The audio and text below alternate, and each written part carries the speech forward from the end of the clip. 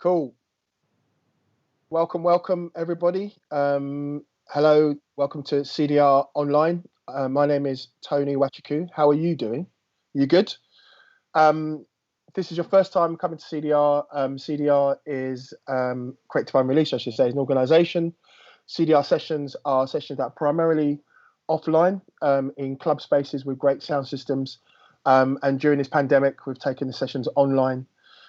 We are graced with the presence of a fantastic producer, Cooly G. Give it up in the chat. Cool. And for the next 45 minutes or so, we're going to go through, talk about her career, deconstruct one of her tracks, and just generally catch up. We were blessed to have Cooly as one of our guests when we ran a session called CDR Knowledge way back, which was an amazing session. And obviously we've been, checking with her, seeing her career grow and evolve. I'm going to get some insight on that now. The way this session will work is that for the next 45-minute hour or so, we'll be with Cooly talking through her career, and she's going to show us one of the tracks that she'd recently released. We're going to deconstruct it. And then after that, we've got OPN. OPN is our open submission DJ set of tracks that were submitted exclusively for the session. If you wanted to submit a track, there's still time. The link will be in the chat. You've got some time to get your track in if you want to hear your track during the open session. If this is your first time, welcome. These sessions will be run online for the foreseeable future, I guess. Let's see how the pandemic runs out. So if you want to check us out and find out more what we're doing, check out the website, cdr-projects.com, or socials, CDR HQ on Facebook, and at CDR Projects on Twitter. So yeah, without further ado, Cooly, how are you doing, madam? Hey, I'm good. I'm fantastic, actually, yes. Well, I'm really happy that you're fantastic. When we were putting these together, these sessions together, it was almost like a big smile on my face where we were able to work with you again. Like I said earlier, you were one of the first guests we had for the CDR Knowledge sessions that we used to do, which is essentially, an interview like this with a track deconstruction with an audience, a captive audience in a physical space, right? And that was a really insightful session. You were jokes, you're proper jokes. So that was a while back. It was almost like, I don't know, about 8 years ago now. So obviously a lot's happened since then in the world, of course. But for you personally, how have you evolved as an artist, producer, and DJ in that time? Oh my gosh! No, it's a deep. Right, have you got time? Have you got time? Yeah, no, listen. Got time. So basically, I mean, when we met, I think I was doing a lot of the UK funky sound and, just DJing, and probably, I think I was just like, I don't even know if I was aware that I was even traveling the world. So it was kind of like crazy for me, and having children and having to fly out everywhere and doing all this stuff. And then I started to realize what I was actually doing. And then I've done those 2 albums, which were electronic R&B kind of thing. And that music, obviously, it changed for you guys, but not for me, because I'm into every genre. But when I first came out, people just heard Love Dub and Nast, and they probably just thought that's what I do. And then I evolved in doing an album which was more singing and more chilling out, listening music. And then I done the other album, which was a little bit more edgier, same kind of vibe, singing and stuff like that. And then I've done loads of instrumental beats, house, crazy broken beats, grime, and all that stuff. And then now I'm just excited about what I'm doing now, because it's just crazy. But it's not even Cooly G, because I got my alter ego and she's Holiday. So please follow Holiday on Instagram or wherever, so you can see what's going on, because it's not coming from Cooly G. It's my other side, who's just And then the music is so banging. Mm-hmm. Well, we'll talk about Holiday in a second. So I guess you've gone through this, process of kind of exploring, right? Different themes, different genres. Was that a conscious thing for you to do in retrospect? Were you trying to kind of, explore different sounds and textures and see what comes out the other end, or was it quite strategic in terms of, wanting to, almost like challenge yourself as a producer and artist to try these different genres and not to be kind of boxed in? No, I think when I was playing me, I was literally going through some stressful things, and every time I make music, whatever I'm experiencing is the sound that comes out. So if I'm angry, I make them hard tracks. If I'm emotional, I make emotional tracks. So I never ever planned to say I'm going to make an R&B track or a proper dark track. It was just the way how I felt on that day. So everything that's been rolling is just definitely, it's just come from how I felt that day. You know what I mean? And or that month or whatever. So when I done playing me, I think I took some time to do that. And when I done Wait Till Night, I literally made the kids go to my mum's for 2 weeks, and I banged out the whole album in 2 weeks. Wow. So yeah, it was a bit mad. It was like every day sleeping next to the mic and then waking up and just like straight on it. So it was kind of crazy. How have you navigated parenthood with music with music? I mean, it's often a challenge, right? Particularly when you knew life before having children, and the kind of flexibility and kind of impromptu nature of kind of of one's life, and suddenly obviously when you get kids and have more layers of responsibility, wonderful responsibility, of course. I mean, how did you navigate that? Oh my God, you know what? I think it's really crazy because I don't really know. It's only like now that we've been on lockdown, I've been thinking about my whole last like 14 years, like, how did I do that?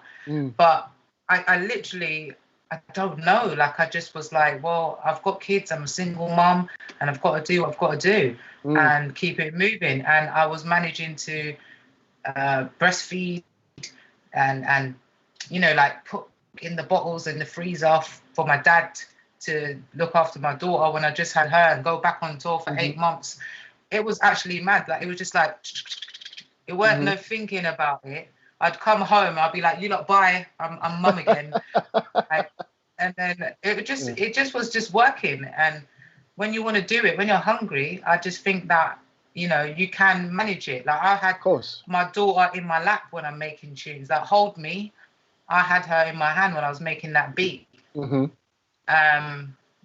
they're climbing on my back and I'm making the tune. They're involved in everything I'm doing. And they enjoy it as well. I just don't know how I managed to do it. But sitting back and thinking about it, it's like, wow, that was really dramatic. Sure. I mean, it's serious. No, of course. I think it's a real blessing to hear that you just do what you have to do. You're right. You just have to make it happen. And obviously, a lot of respect and big up to your dad for kind of, supporting you there with the box. Having that kind of small but really important network, right? So definitely. Yeah. So so we'll talk about Holiday in a second. I'm really curious to know why you felt the need to kind of create this alter ego, considering that you've spent. Can you see my tattoo? Wait, can you see my tattoo? I'll see it later. So you've gone in.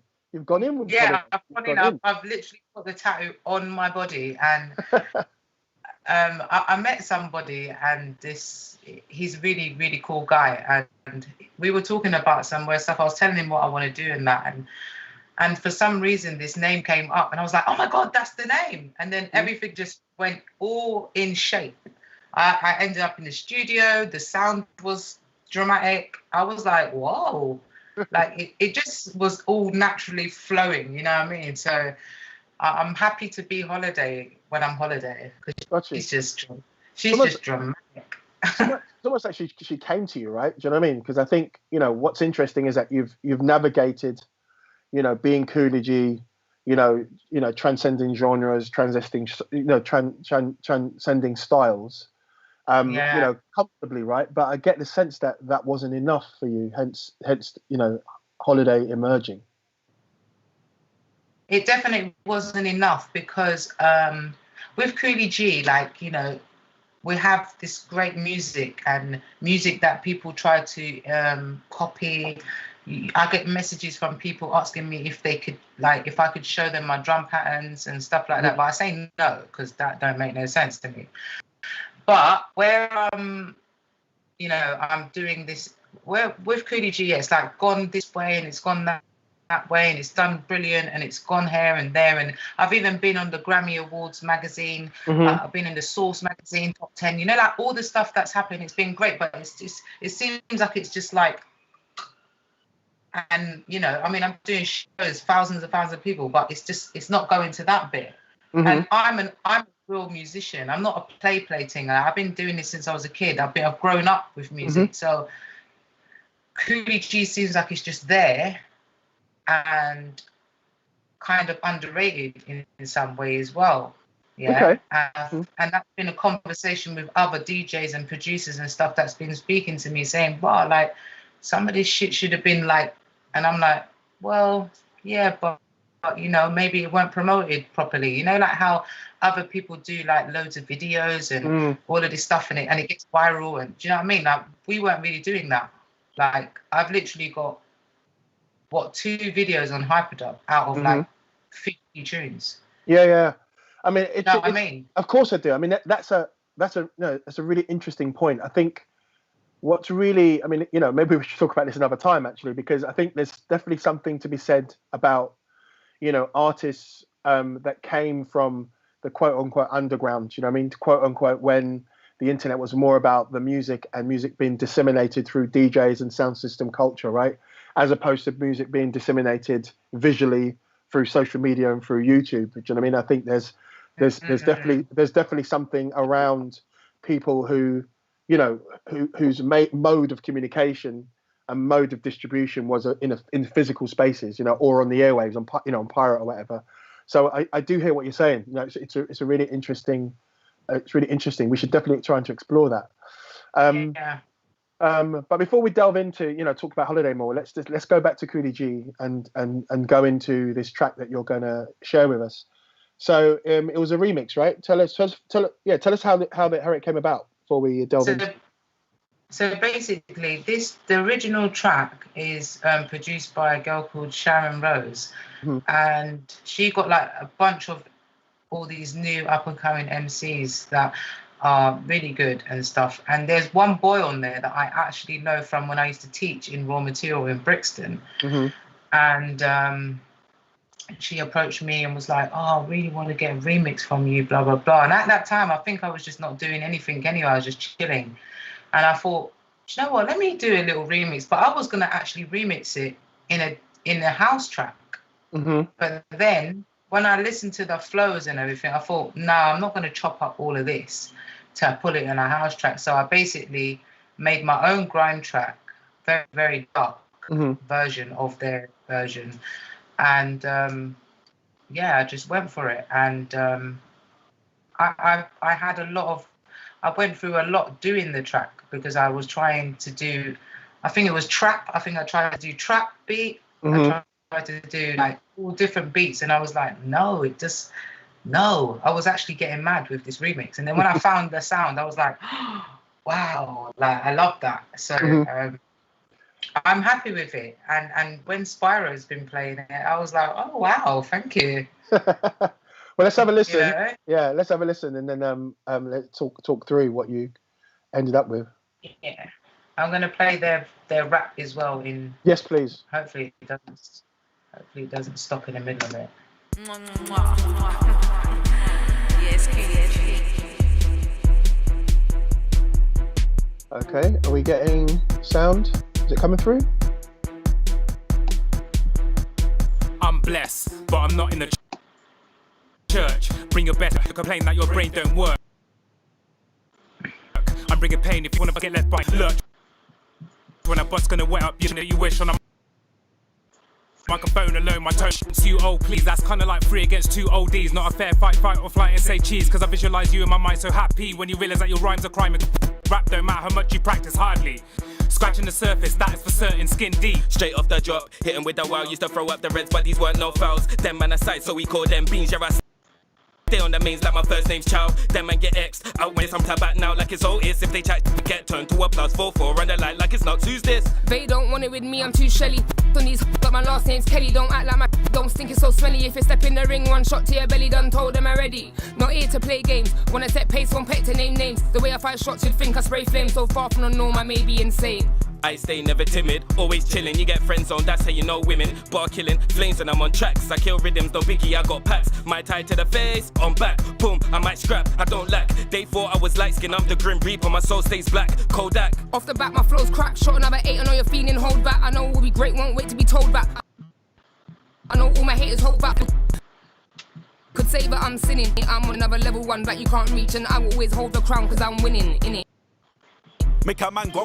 Listen about the psyche, but just monkey boo. I was I. Don't you leave. If you wanna see me bury these MCCs, just jump. We did it. Doing it again like I was Creed. Line, yeah, that's EE. But I'm an old school guy, that's TT. Easy, kill a man, that's easy. Yeah, for the man where the flow come greasy. Ding dong, that shit go coming to please me. Back on the thing, she didn't really wanna tease me, no. She done her thing and goes. Left her face white just like ghosts. Say it come long just like coals. I don't like to boast, but I'm hella higher. Red eyes, so I pull down the visor. Touchdown with a big bag of roaring tobacco, and I swear I had a lighter.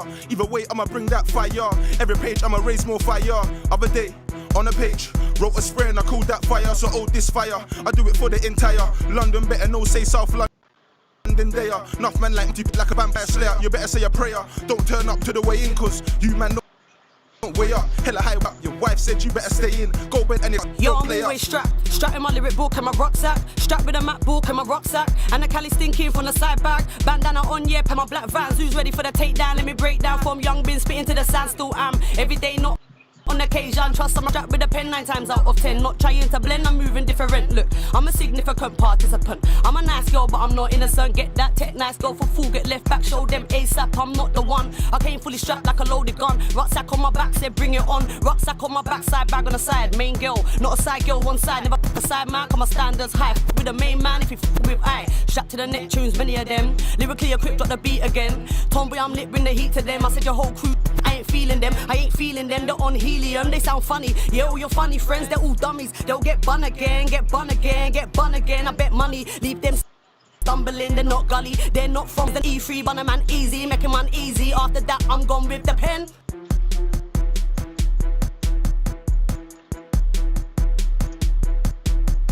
Yeah. Yay. Fire. So that was the track, and obviously everyone knows me for bass, and that was my main concentration in doing a lot of bass in that. Sure thing. Well, let's just break this down. So maybe take it from the drum elements first. So before you talk about that, you said that in order to get to what we had just heard, you went through a whole process of trying out different ideas and experimenting. So was that, you talked about having the original idea of having a house version first. So you put that to one side. So was it maybe you starting at a particular kind of faster tempo and on some slower tempo and refining it, or was it, how did you, what was your process in terms of getting to what we heard now?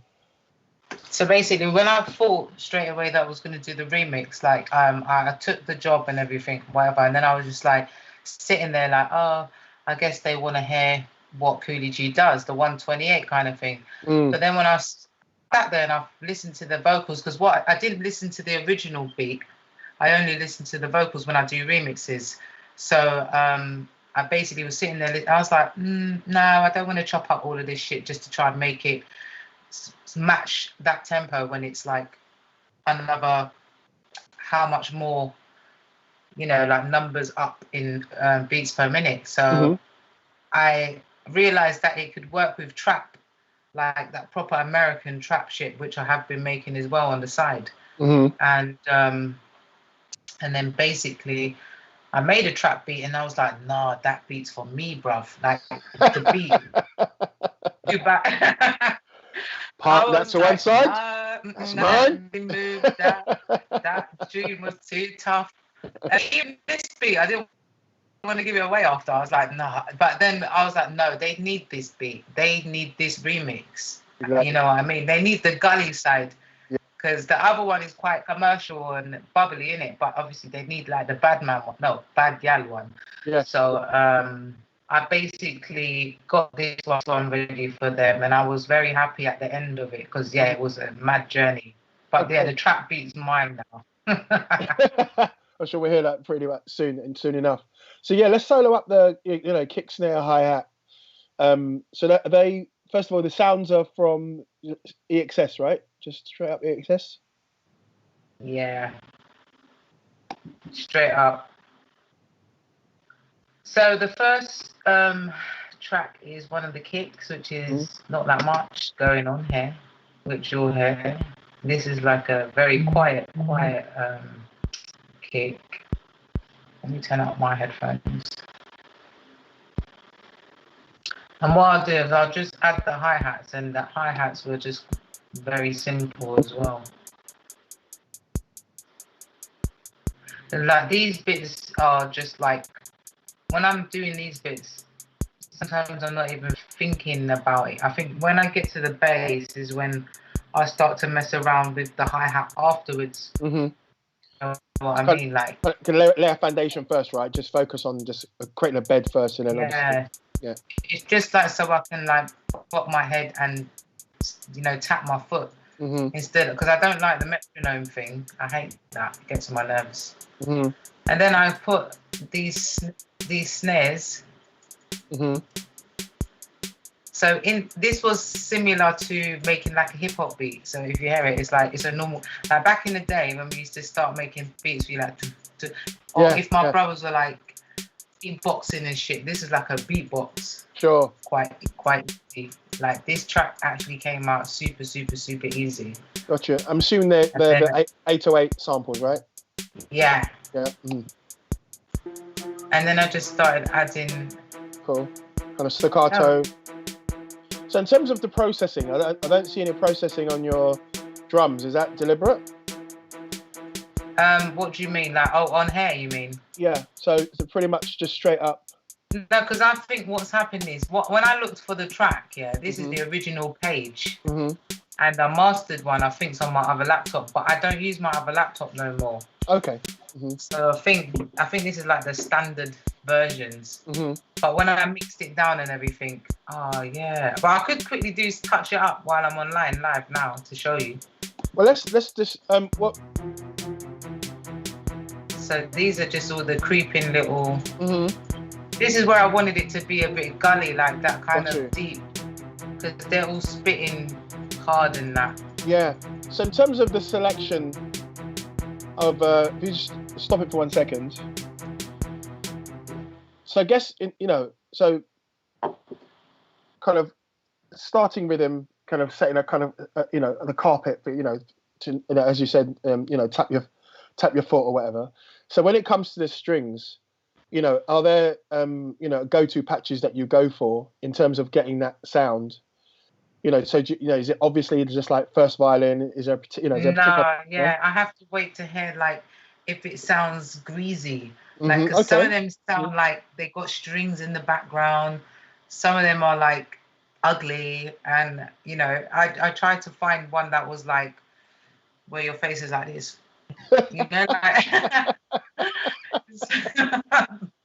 That's what I was thinking probably at the time. Like it has to be like like screw face string. One thing and all that shit. So. Oh my god!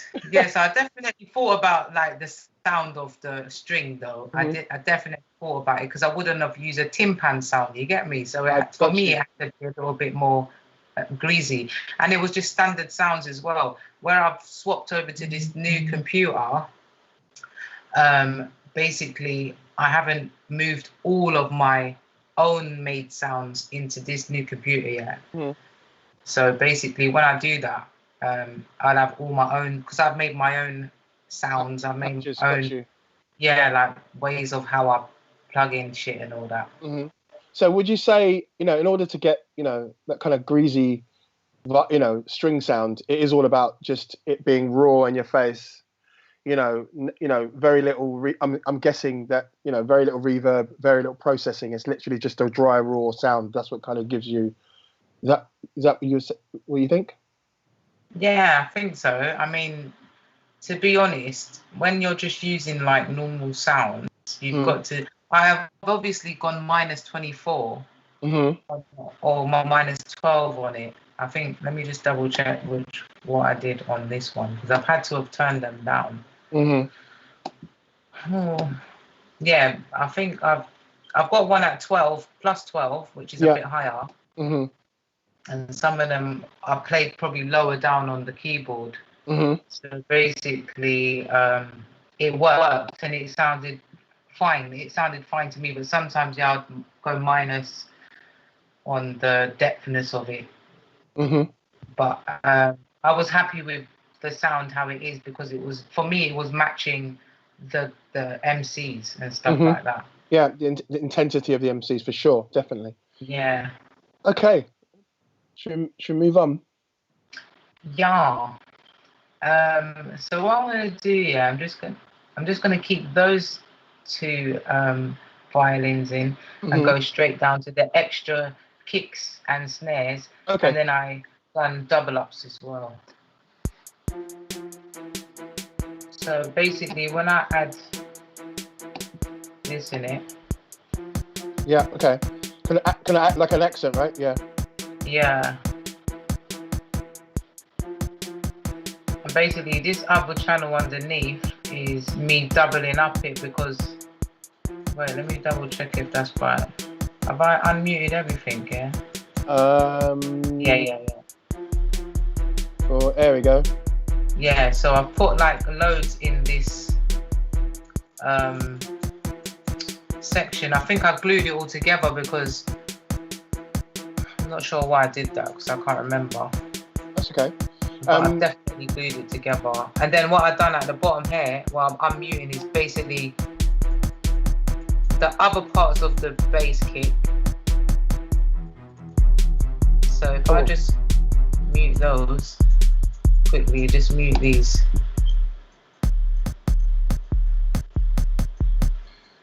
I love the interplay between the accent and the sub, kind of almost like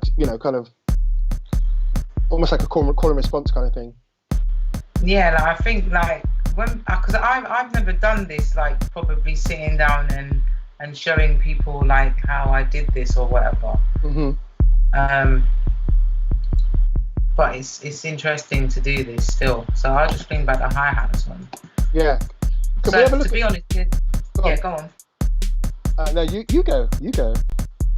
Yeah, no, basically, so I was just saying that it's quite interesting doing this, because I wouldn't have done this before. Sure thing.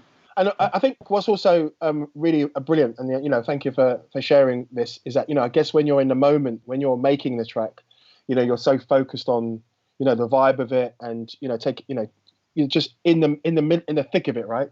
So I guess what you're doing now is almost like you're reflecting on that experience that you had making it, that kind of being in the zone and being really focused on the actual making a work, rather than now what's you can kind of look back on what you did. Can we have a look at the kick drum, the sub kick?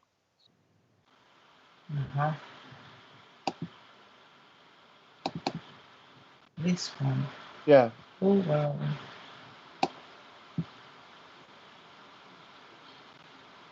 It's all the way at the bottom.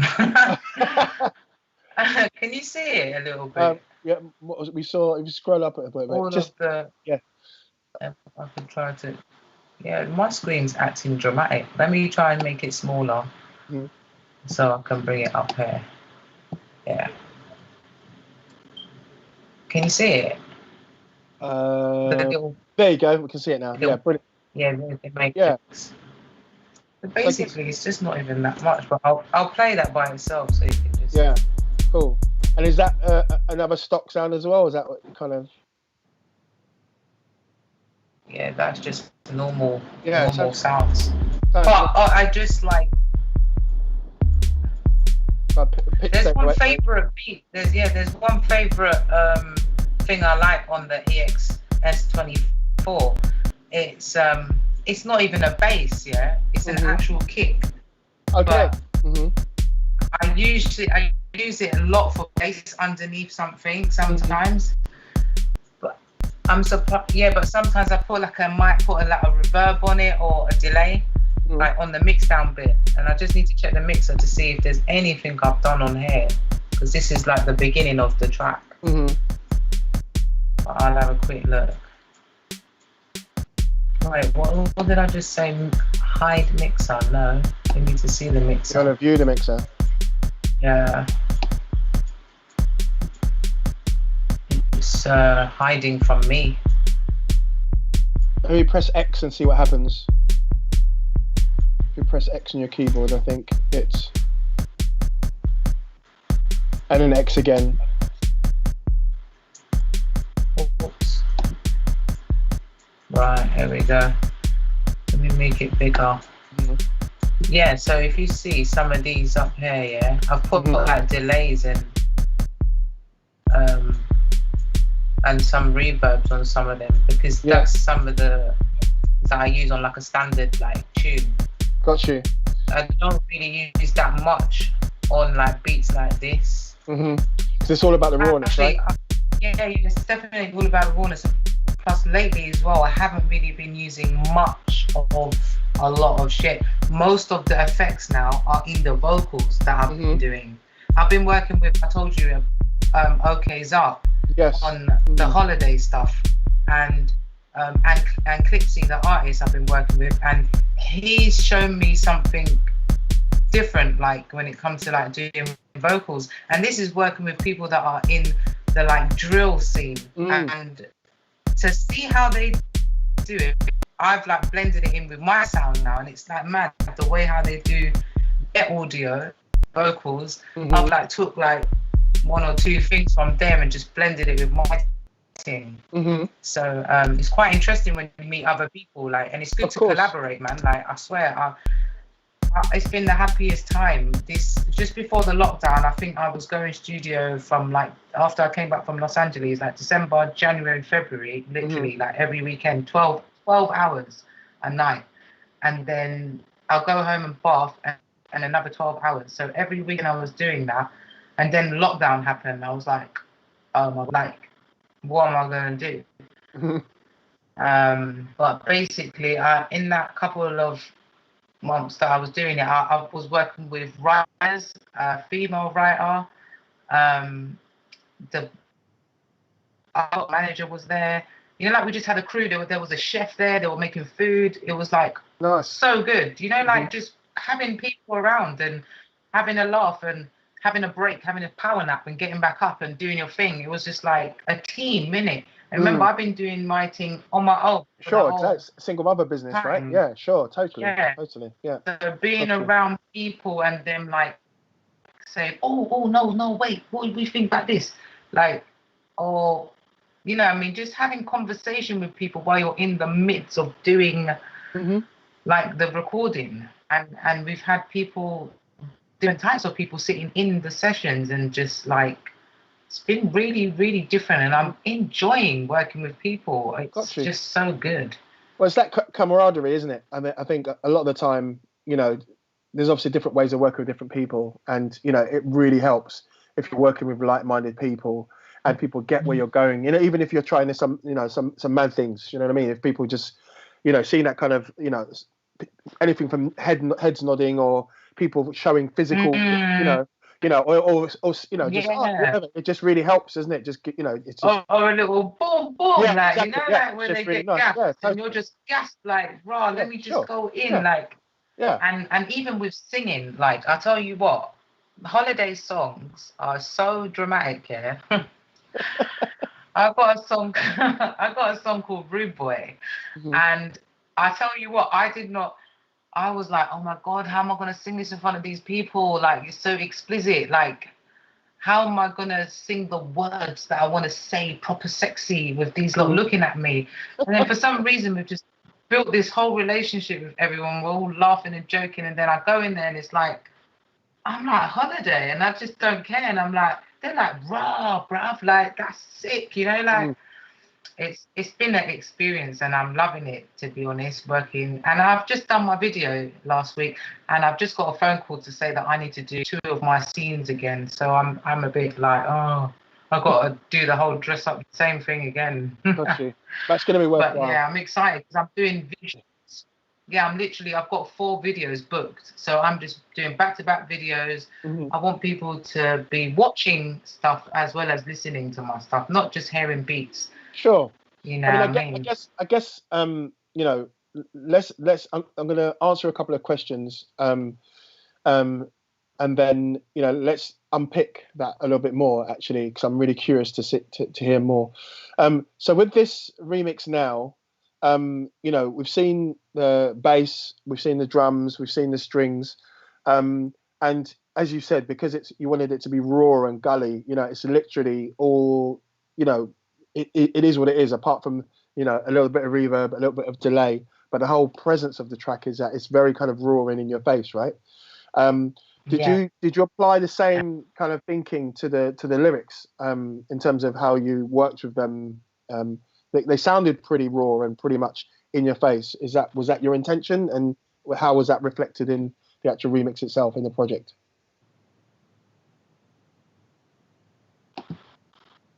Need to be, because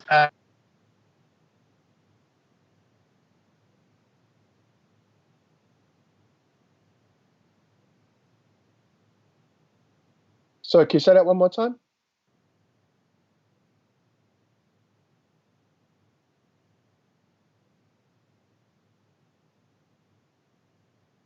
I think, let's have a look now.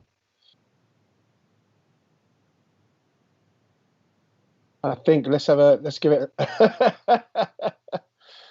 There you go, man. Pandemic transmission business. You guys all know about this one, right? You all know.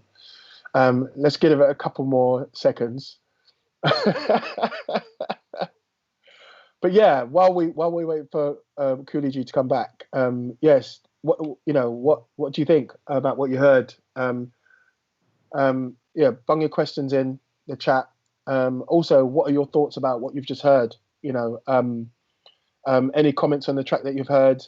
You know, does her production process resonate with you in any way? Is this the way you work, or not the way, you know, or do you work in a different way? Yeah, put your comments in the chat. Let's talk through it.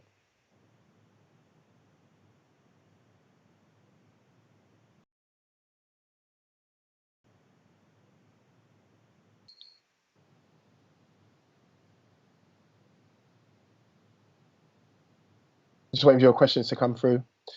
Yeah, while we're here, I'm just going to give you a quick heads up on upcoming sessions. Here we go. Hello, hi. Hey. Is that Cooly G by any chance? No, it's holidays. Holiday. I'm joking. Oh no, we can definitely speak to her later.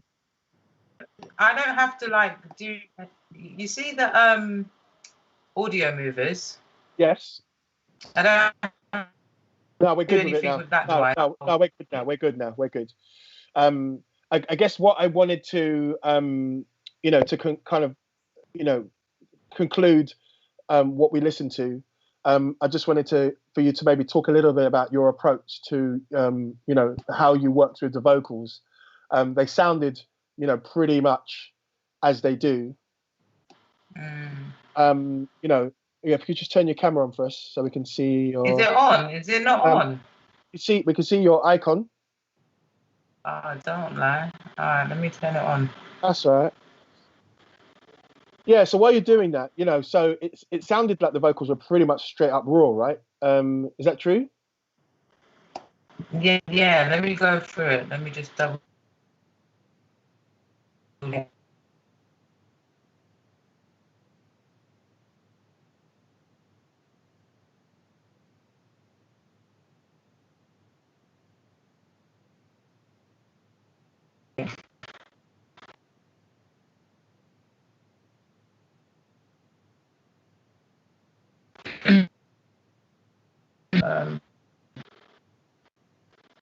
All right. Can you hear me? Oh, we can hear you. Yes, definitely. Okay. Sorry. Yeah. So yeah. So what happened is there's a little bit of delays in here, but what happened is on one of when I first got the tracks. Mhm.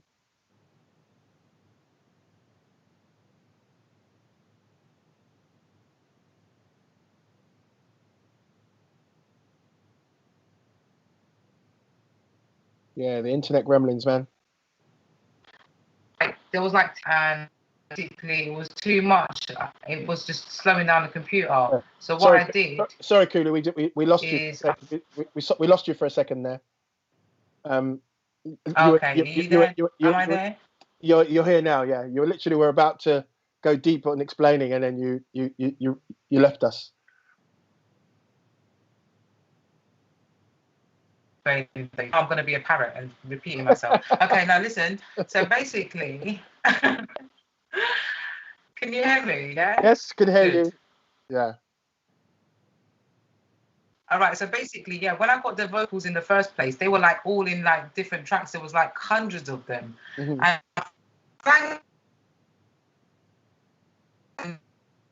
they're crazy. So what I did is I mixed it to the sound that I wanted to hear it, and I think I just put like a little bit of maybe a filter or a bit of reverb on it, tiny bit, and then I bounced it into one channel, which you can see on channel 22. But this guy's one, I didn't. You show your skewing again, I think. Am I there? Yeah. Can you hear me? We can definitely hear you. Yes. Haven't got your screen, but yeah, talk us through it. What is it? Oh shit! Hold on. I'll get the screen for you because I forgot we ain't even done that bit, have we? I'm there showing you what I'm doing, and the thing ain't even sharing. Is it sharing now? Yes, it is. Thank you so much. Yeah. So so track 22, right? That's the bounce down.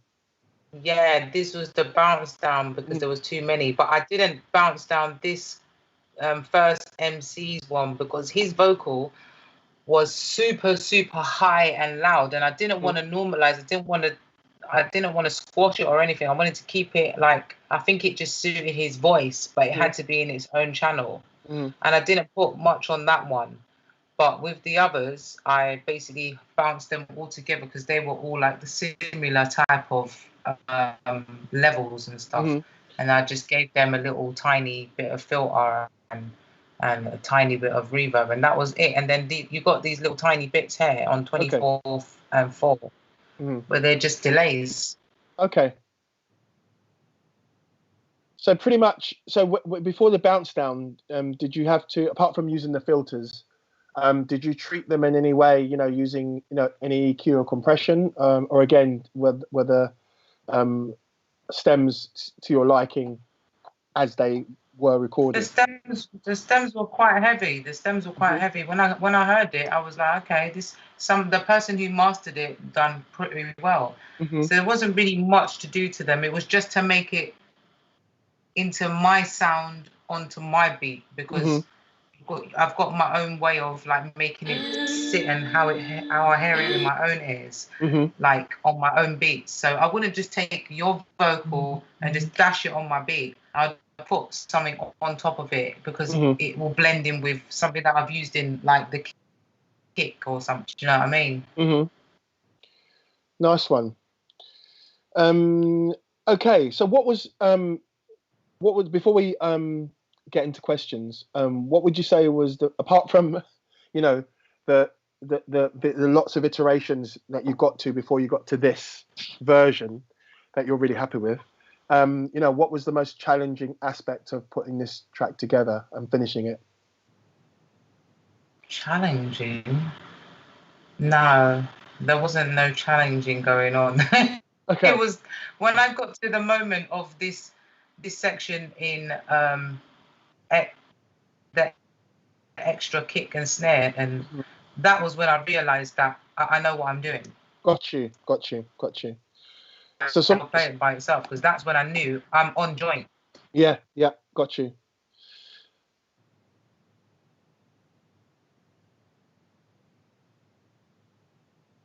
Nice one.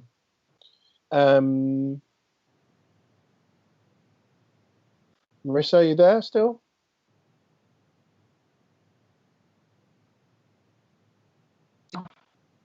Hello.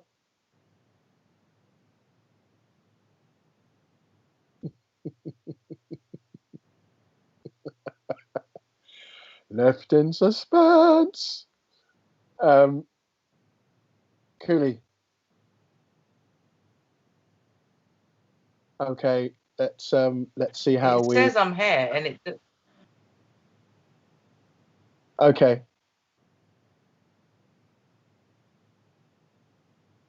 Terrible internet connection, guys. I'm trying to stay away from 5G. Just a little bit. So there's a couple of questions here. But it looks like I'm gonna have to get 5G.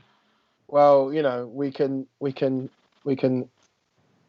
mull on that one as we reach a new phase in our lives. So I've got a couple of questions for you here. One question from Kath, big up Kath. You know, how do you select lyric writing and using your voice? You know, how do you select which lyrics and trains of thought to bring forward into tracks? You know, after a fruitful session. So when you're gathering material and taking inspiration, how do you then start to funnel those lyrics and melodic ideas? Wait, you've got to start that all again, because I reconnected the Skype. So that was you chatting to yourself the whole time. I'm like, yo, like, what are you talking about? Well, I'd like to think that, you know, I wasn't totally in isolation. Do you know what I mean? There might be a few people online who heard what I said. Is that true? You heard me, right? Do you know what I like? What you say? Mm-hmm. Do you know what I mean? Do you know what I mean? Do you know what I mean? That's the inner South London. Do you know what I mean? You know, and you know what I like about, you know, so equally, I love the way you use the word dramatic. That's gosh, it's just word. So dramatic. Oh my god. Right. That's just, yeah, it's really, can I start using that? Is that all right? Do you mind? Right, so, okay, sorry. Your last few words went a bit robot-y. What did you say? I asked permission to use the word dramatic. You asked me, what, do you want me to say it again? Or do you want to say it? I want to start using it. Oh, please all right. do. Yeah. So you can use you know, you can use my little, you know, my little thing, and I can use. You've got to say, oh my gosh, dramatic. Well, you know what? Oh my gosh, this has been a dramatic transmission. Yeah, like totally. Yeah. So yeah, cool. We can get me rid of me. So so we had this question from Kath that asked, you know, the question was, you know, how do you select which lyrics and trains of thought to bring forward into your tracks, especially when you've had a fruitful and productive session, bringing it all together. Oh, okay, is that like about one of my tunes, like just in general, in terms of your approach? Yeah. Do your approach.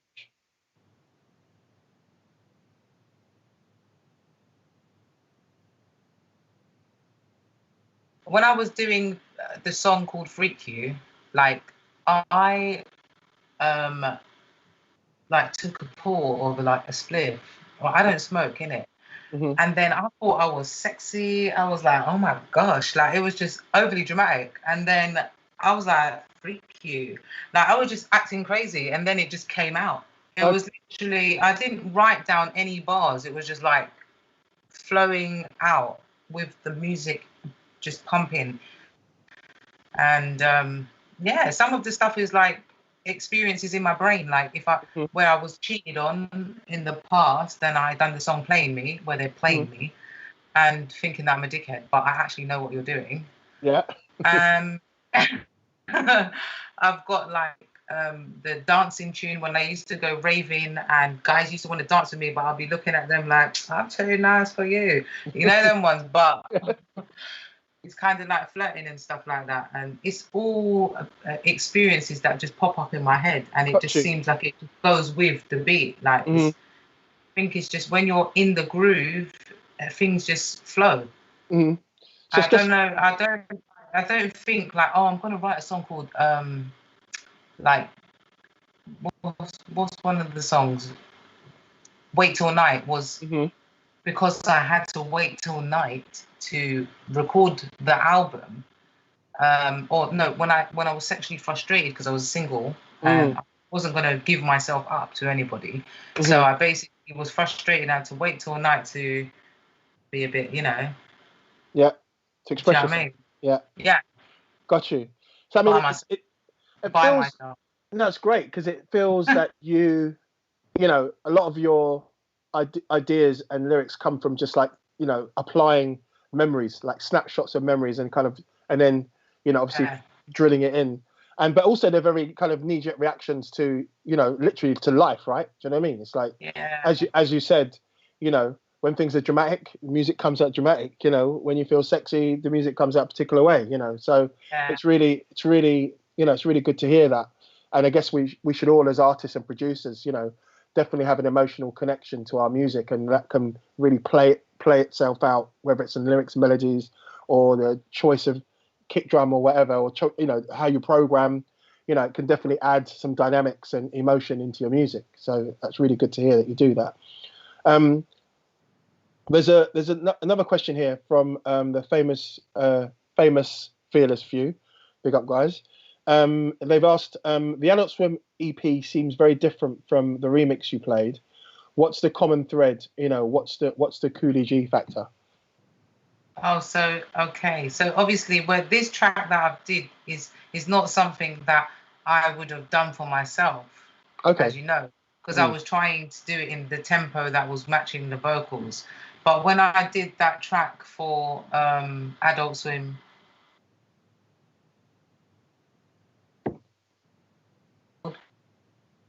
when I was just like having those moments where I was up late, I couldn't sleep, I'm just up all night, and I'm getting like an hour's sleep, and I'm going and listening to a lot of house music and a couple raves in the ends, and it's just like, that's just the standard Cooly G kind of sound to me, what was on Adult Swim. I think I was trying to get like the beginning bit, the melody. I think I was actually probably thinking of a festival. Okay. Like doom doom doom doom doom doom doom. It's like, it's just where they're dancing in it. Because most of my tracks are just like, I don't know what people think of them. Like, I know some people say, oh my God, the bass, the drums. I don't really do much melody stuff because I'm not in that kind of thing. Like, I like it to just be gutter and really deep. Gully, yeah. Yeah, the melody thing to me, it's like a problem. Like, I would have to be for a song with like vocals and stuff, but I try not to do too much melodies in my tunes. I like the melody to be in the bass, or the melody to be in the drum pattern. And people can, like real people who listen to the tunes will think, oh my God, like I can actually hear it in that bit like there. Do you know what I mean? Well, the good thing is that, if you really channel your music, and it's the focus is on, drums, rhythm and bass, and melody is used sporadically. It just means that you're really refining the sound, right? And really got people's attention with the elements that you've chosen to use.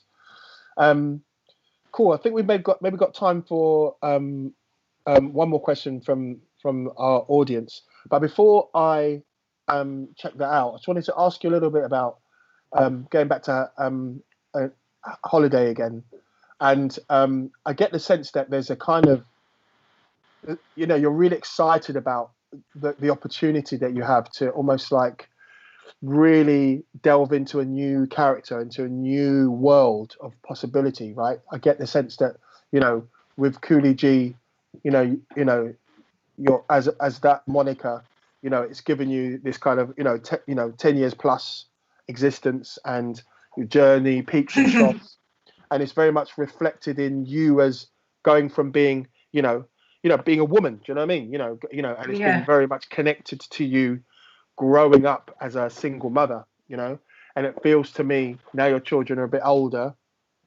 and you've got this kind of, a different sense of freedom now they're a bit older, it almost feels to me that holiday is almost like you know, entering this new phase of motherhood. Do you know what I mean? Where you're a little bit more free, a little bit more open to taking risks in the way that perhaps you couldn't, you know, beforehand. Am I reading it in that way? Is that right to a certain extent? Kind of, yeah. You're kind of right a little bit, because, you know, like when they were smaller, I think I was more like the anxiety I was telling you about the other day. I had a lot of anxiety and all the time, just like little things like that. But my confidence, I'm really free, and you know, feel like come with me last year, and we went to Los Angeles, and it was just great. And I was like, wow, them lot are actually big now. Like this is great. And I just started to feel different. And then I've done 10 years of Cooly G since 2009 is when Love Dub came out. 2019 is when I started to gradually build Holiday in the end of last year. Jada started and Holiday has started, and it just feels really strange that that's happened. It wasn't planned. It was just like natural. But it's great though, because I think that, you know, yeah. So for those of us who are new to Holiday, how is Holiday different to Cooly G? Because I'm getting to be able to do the music that I was doing when I was about 15 years old.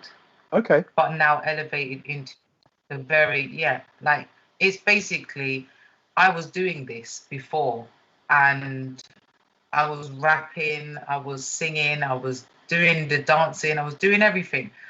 And then I got into the Cooly G thing and whatever, and it's like DJing and whatever. But now it's like I'm rebuilding what I actually started on, which you guys haven't even heard. I just found a crazy amount of music from year 2000 to year 2006, 7. Like, I'm talking like tracks and tracks and tracks and tracks. I've gone through all of them, and I'm like, oh my God, I'm not even like being like, that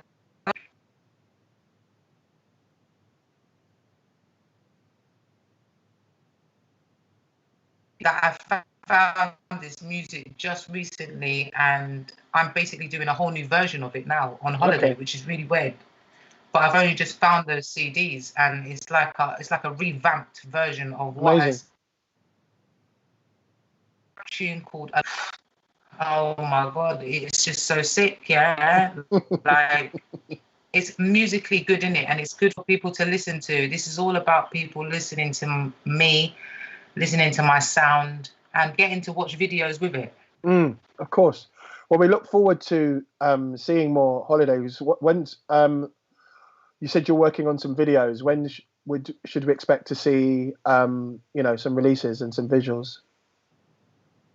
So the first video is already filmed, but I've got to redo couple of shots, right? scenes this Saturday, which I wasn't supposed to. Yeah, and then that will probably be finished in another week. So after that, I'll probably like give you some teasers, and then work where I'm going to release it, how I'm going to release it, because I haven't even really got to that bit. It's all just, I'm just flowing, going with the flow. Great. Do you know what I mean? Of course. Well, really look forward to hearing that. So listen, this has been amazing. Thank you so much for your time and sharing your production with us. Very much look forward to listening to Holiday. Sorry. I'm so looking forward to it. Yeah. But you can say it like this: Holiday. Holiday. Is that right? Yeah, with my kind of Nigerian. She's a bit of a Nigerian Caribbean accent. She does yardies. We've got no, I'm really looking forward to it. She's got a yardie side as well. Okay, I love it a lot. So thank you once again, and of course thank you, our audience, for staying with us. Apologies for the connection, but you know how it is living this COVID life. So we've got a couple more sessions for you. Yes, indeed. So our next section is on July the 30th. This is part of our interactive learning series. That's all about track creation and workflow. And then our next up CDR Online session is on the 20th of August with Mr. Mitch. There's tickets still available. Find us on socials for more details. CDR HQ Facebook and at CDR_CDR on Twitter and Instagram. Thank you again. So we're going to stop the broadcast for now. We'll be up and running again with the open session, DJ set of new, fresh music that you guys have submitted. Please join us on Facebook. There's a live kind of chat, so you can give feedback and obviously listen to the music. So we'll see you there shortly. All right. Take care of yourself. Stay safe. In a bit. Thank you. Ciao.